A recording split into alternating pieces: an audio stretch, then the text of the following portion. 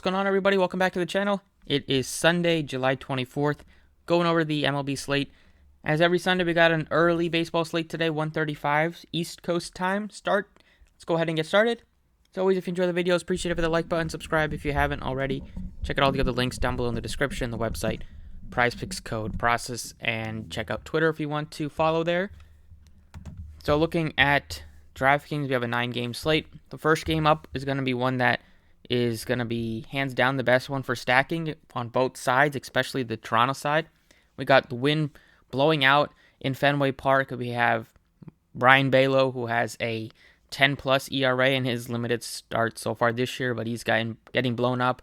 And we saw Toronto, their bats are on fire right now, what they did a couple days ago. And then the Red Sox don't feel like I want to go crazy with their stack, but they still got good price tags on like Bobby Dahlbeck, $2,100, Verdugo, $35. I know Duran is in a huge slump, same thing with Cordero, but they're super cheap. Probably Bogarts would be my favorite, just overall play, because he's still been hitting the ball really well recently. It's just the rest of the team's kind of been slumping. Next game up, definitely the Braves look really good to stack against a lefty. Austin Riley continues just to mash the ball against both sides of the plate, but against lefties, he just takes it up to another level, so he's going to be my favorite overall play, followed by Ronald Acuna. Definitely another team you can mix with the Blue Jays to stack. And then Ian Anderson looks like a good SP2 option on DraftKings at only $6,500. We have the main man, Sandy Alcantara, going up against the Pirates here. He's on the road, but it's still a good ballpark to pitch in PNC Park. Pirates have just a really dreadful lineup top to bottom. You're not really worried about anybody there, especially with them not having Reynolds in the lineup right now. So Alcantara looks even better without their best hitter there. And then on the Miami side, not looking to get any of their bats here. There's a lot better teams to stack. We got the Yankees against the Orioles. Yankees lost last night after blowing a lead. We got Nestor Cortez, who's come down to earth after getting off to just a crazy good start. Like the Yankees side today, I'm not going to really mess with too much of the Baltimore side. Maybe Mountcastle would be a one-off play, but there's some better plays. On the Yankee side, Matt Carpenter has completely turned back the clock. I don't know what is going on with him, but he's could not have been a better pickup for them. I wonder where they'd be if they did not pick him up. But he continues to hit the ball really well. Had another home run last night. Judge, him, Stanton, if he's in there, look like great plays. We got the Cardinals. They're going to be behind the Blue Jays and the Braves and possibly the Red Sox stack for me. But Malley's been good this year at times with the strikeouts. He really had a lot of trouble in the past against lefties, and the Cardinals' better hitters are righties. But Goldschmidt, still with his MVP caliber season that he has going on right now, has home runs in, I think, 3 straight games. Could look to continue that today. It's a good ballpark to hit in compared to what they're used to. So probably Goldschmidt would be my favorite raw points per play. And then like Tyler O'Neill for value, maybe Gorman for value would be decent. Lots of wind throughout all these games. Got another windy game here in Detroit. Wind blowing east to west, maybe a little bit more out in Detroit. On the Twin side, Correa, Kepler. Those would be a couple guys to consider at the bottom end. Maybe like the 2K catcher if you needed somebody. But there's some other teams besides the Twins I'm looking to stack. We got another high total team here in the Brewers, but they're probably like my 4th on the list for me in terms of stacking. But one-off plays would be like Rowdy Tellez, would be Colton Wong. Those guys look decent. Lauer, possibly you can look to a pitcher, but he's 83. I like some guys that are cheaper, like Ian Anderson, and then even you can make cases for some other guys like Sonny Gray at 71. We have the wind blowing in Kansas City in this game. Bobby Witt's been on a tear, not only with hitting the ball really well, but stealing a lot of bases, which gives you great upside for fantasy points. So I like Bobby Witt, even though he's expensive, and then I do like Whit Merrifield. He's been really good recently in terms of hitting for high average, looking like himself after he got off to a cold start to the season. He's starting to bring that batting average up to what he's typically always been, about a 300 hitter the last couple years. And the final game is going to be one where you can look to both pitchers in terms of SP1s. Wind blowing out, but Dylan Cease, somehow he did not make the All-Star team, which makes no sense because he gives you insane strikeout stuff. I think he's leading the league in strikeouts. Even though the Guardians won't K too much, still like Cease, as just a raw play. And then Bieber on the other side looks fine as well, but those guys would be behind Sandy Alcantara today.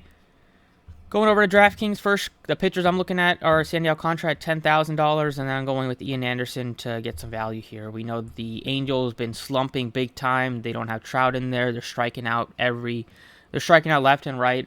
Anderson's had a up and down season. He's had some really good games, and he's had a couple of games where he's just gotten blown up, like against Cincinnati, negative fantasy points, -7, and is the game that really cost him a lot on his ERA is the Phillies game where he gave up 7 earned runs in just 2 innings, -12. Otherwise, he's been pretty steady for them. And even if he does give up a couple runs, I think he'll be able to get more strikeouts than he typically does against the Angels today. So, like Alcantara's, don't have to say much anything about him. And then Ian Anderson looks good just based on the matchup and the price tag. First guy I'm looking at is Austin Riley at third base today. He's expensive, but I really don't care because he's batting almost 400 in his last 10 games. Another home run for him yesterday, just mashing the ball against lefties and righties, but especially lefties at home. He has a 305 average with 16 home runs. He's batting 625 in the couple games that he's faced off against the Angels, and signing me up for Riley, possibly to go yard again today. Shortstop, we're looking at Xander Bogaerts because he's only $4,900. He's been one of the few Red Sox bats that's been decent recently. In his last 10, he's batting 353. The home runs haven't really been there this year, but he's still getting on base. Probably will be able to score some runs if with the wind blowing out, and it's projected to be a really high-scoring game. In the 12 games against the Blue Jays this year, he's batting almost 400, so that's a good sign. And at home, he's batting 319 with 6 home runs compared to 1 home run on the road, so better chance of going yard as well. In the outfield, going with Teoscar Hernandez. Everybody on this Blue Jays team has been on fire recently, and a lot of that's been attributed to that 28-run outing that they put up a couple of days ago, but Teoscar's still just been hitting the ball really well. He has 4 home runs in his last 10 games with a 350 average, and against the Red Sox, he's also batting really well, 471, 8 hits in 17 at-bats. And then his other teammate, the other outfielder, Lourdes Gurriel's also been really good, but a little different story. Unlike Teoscar, he's really better at just getting on base with a 425 average, only 5 home runs on the season, but only 6 strikeouts in his last 10 games in general, striking out a lot less, only 57 times for 314 at-bats. So that's a good sign. He's walking a bit and, just middle of the lineup type of guy, maybe like 6th or 7th, probably 6th today. 36, great price tag. You got a 6+ run total for the Blue Jays. They are hands down the best team to stack today. So that's it for DraftKings. Still going with these power hitters besides Gurriel and maybe Bogaerts. You still got big time power for Riley and big time power for Teoscar Hernandez with a couple of really good pitching options. Today, it leaves you with still 37.25. Go with a cheap catcher. You got plenty to spend on the last 3 spots. That's it for DraftKings. Go over to FanDuel. So for FanDuel, pretty similar story here. Got Alcantara as my favorite pitcher that I'm going to be looking at. You can make a case for like Dylan Cease, 1,000 less to almost 900 less, or Ian Anderson down at 9K, but still like Alcantara against this dreadful Pittsburgh offense. And then Whit Merrifield at 26 looks like a great value. He's been really good recently.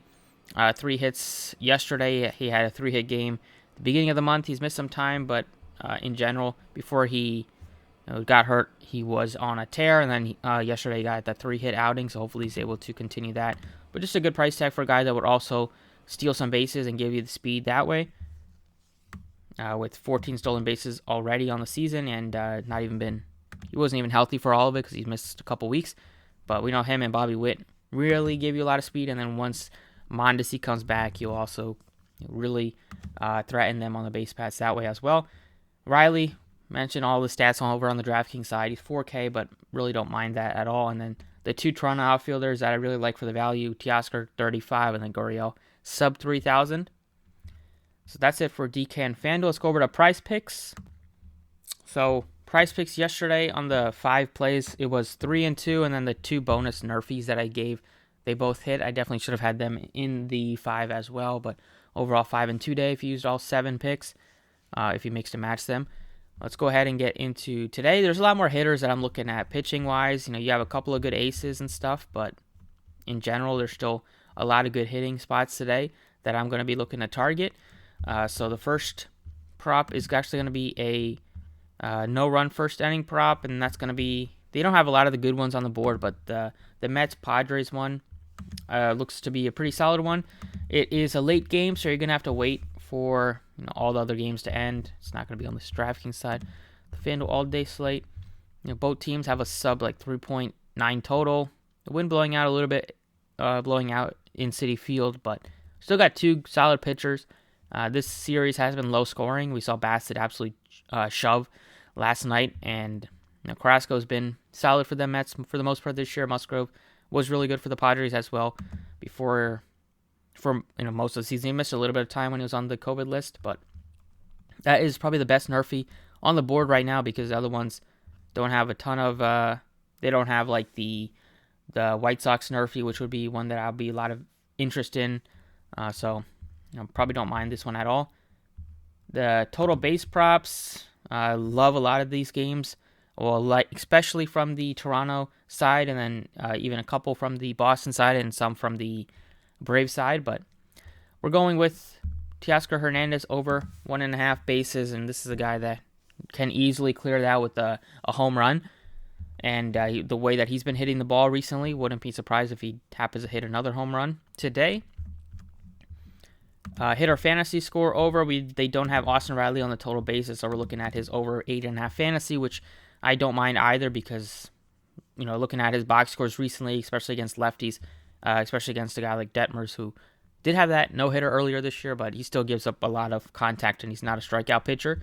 Riley should be able to make some hard contact, hopefully. A double, get some RBIs, home run would be great. But those are 3 props I like. Pitcher, fantasy score prop. Alcantara's all the way up to 47.5, so that's a pretty high one. Instead, I'm going Dylan Cease going up against the Guardians. He's at home. They need their ace Dylan Cease to pitch really well today. He's done that for the entire season. Would not expect anything less. They also don't have the Oakland nerfy, which has been really good recently. If you played that the last couple of games. And then the last over 1.5 bases will be... actually, I'm looking at over fantasy for probably Xander Bogaerts. His number is at 7.5, I believe.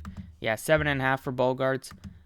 They do have a pretty high total as well, over 5 with the wind blowing out. Bogaerts been their best hitter recently, and I think that will continue today. You don't need much out of 7.5 fantasy, especially with them having a pretty high total today. You can mix with some of these other Toronto props if you wanted to, but I have a lot of confidence in Bogaerts today, which I have him on the DraftKings side, and might as well use him on Prizepicks. So a little bit of a different story here for the 5 picks, but we got nerfy in the Mets-Padres game, over 1.5 bases. Teoscar Hernandez over 8.5 fantasy. Austin Riley over 41.5 fantasy. Dylan Cease and over 7.5 fantasy for Xander Bogaerts. Best of luck if you tail. Thank you for watching. Hope you guys win some money today, and I will see you all next time.